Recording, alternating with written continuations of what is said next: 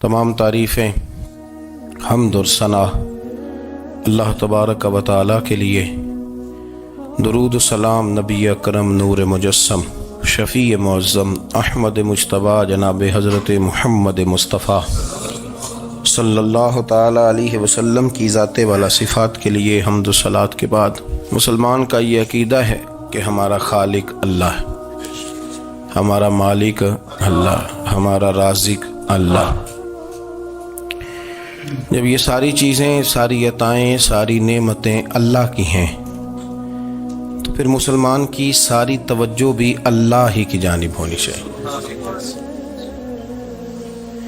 उसे कोशिश करनी चाहिए कि वो हर मामले में, हर मसले में, हर परेशानी में अपनी तवज्जो अपने रब करीम की जानिब मबजूल रखे।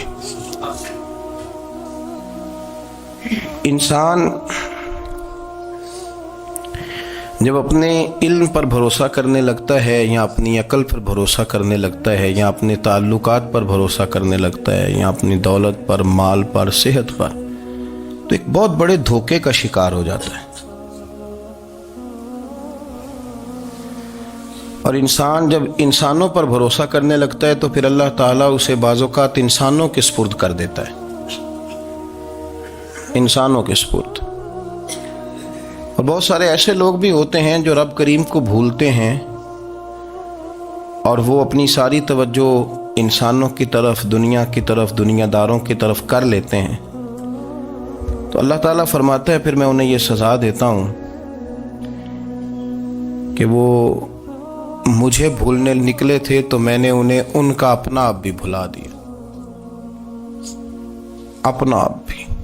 सूरह हश्र को देखिएगा, फरमाया वाला तकूनु कल्लज़ीना नसुल्लाह फ़अन्साहुम अनफुसहुम। उन लोगों की तरह न हो जाना जिन्होंने अल्लाह को भुला दिया तो अल्लाह ने फिर उन्हें उनका अपना आप भी भुला दिया। उन्हें अपनी भी होश नहीं रही, वो ऐसे मसाइल में घिर गए, वो ऐसी आजमाइशों में उलझ गए, वो ऐसी दुनियादारी के अंदर उलझे कि उन्हें अपना भी पता न चला। अब तो ढूंढता फिरता हूँ इकबाल अपने ही आप को, अब तो ढूंढता फिरता हूँ इकबाल अपने आप को, आप ही गोया मुसाफिर, आप ही मंजिल हूँ मैं। जब इंसान खुदा फरामोश होता है तो खुद फरामोश हो जाता है। हमारा बड़े ज़माने से तकिया है, कभी अमेरिका पर, कभी यूरोप पर, कभी बरतानिया पर, कभी मालदारों पर, कभी असले वालों पर। उसका नुकसान ये हुआ कि अपना कोई वजूद नहीं रहा, अपना कोई नज़रिया नहीं रहा, अपनी को सोच नहीं रही। ऐसे महसूस होता है कि कोई मंशूर नहीं, कोई दस्तूर नहीं, लगाम मुंह में है और उसका सिरा किसी के हाथ में है, वो जिधर चाहता है हमें घुमा लेता है। अल्लाह फरमाते हैं यूं ना हो जाना कि तुम रब को भुला दो और फिर तुम्हें अपना आप भी भूल जाए। औलाइका हुमुल फासिकून, फरमाया ये वो लोग हैं जो नाफरमान है अल्लाह के, ये नाफरमान है।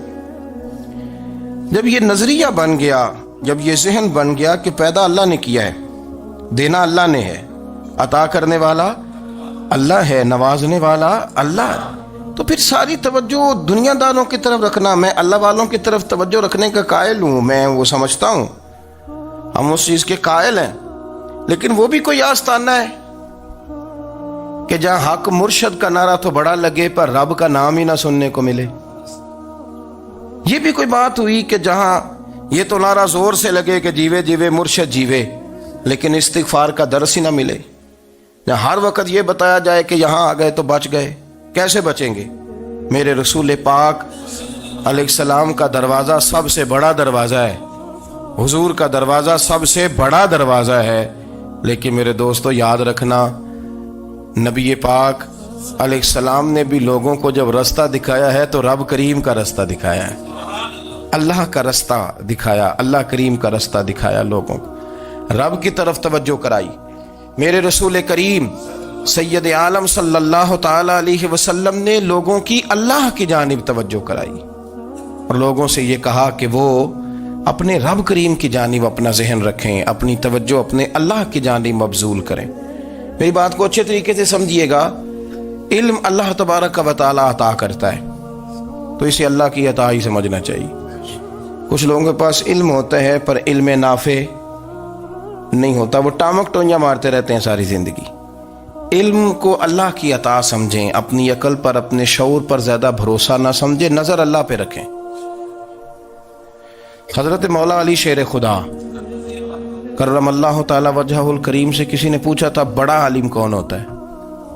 ہمارے ہاں تو اب وہ والے عالم پائے جاتے ہیں نا، اللہ ماشاءاللہ، جو ممبر پہ بیٹھتے ہیں تو دعوے ہی دعوے ہیں، ممبر پہ بیٹھتے ہیں تو دعوے ہی دعوے ہیں۔ اس طرح کے عالم ہمارے ہاں پائے جاتے ہیں، وہ ہر بات میں دعویٰ کرتے ہیں، میں یہ کر دوں گا، میں وہ کر دوں گا۔ یہ مزاج علماء کا نہیں۔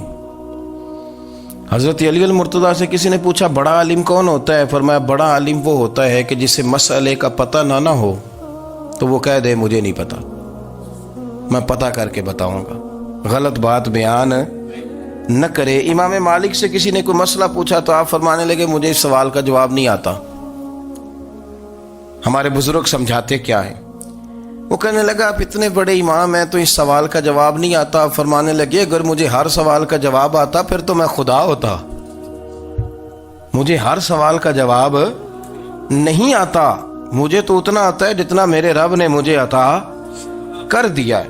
اپنی نظر اللہ پہ رکھیں، نکل آئیں اس معمے سے باہر کہ میں کوئی بلا ہوں، مجھے بڑا پتہ ہے، میرے پاس 6 ڈگریاں ہیں، مجھے 10 جگہ پہ تدریس کا شغف حاصل ہے، اس سے نکلیں باہر۔ قرآن مجید دیکھیے گا، اللہ تعالیٰ نے ارادہ قدرت فرمایا کہ میں حضرت آدم کو بناؤں گا، پھر بنانے کے بعد فرمایا فرشتوں سجدہ کرو آدم کو، سب نے سجدہ کیا الا ابلیس ابا واستکبر وکان من الکافرین، سب نے سجدہ کیا سوائے ابلیس کے، اس نے انکار بھی کیا، تکبر بھی کیا اور کافروں میں سے ہو گیا۔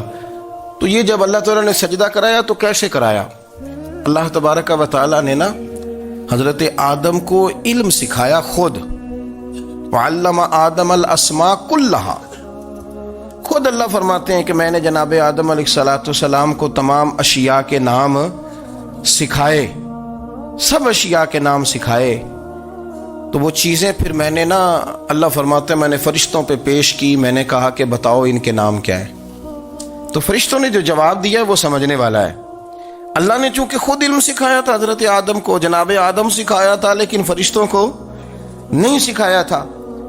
تو اللہ کریم نے فرمایا فرشتوں اب یہ بتاؤ ان چیزوں کے نام کیا ہیں؟ تو فرشتے کیا کہتے ہیں؟ فرشتے عرض کرتے ہیں قالوا سبحانک لا علم لنا۔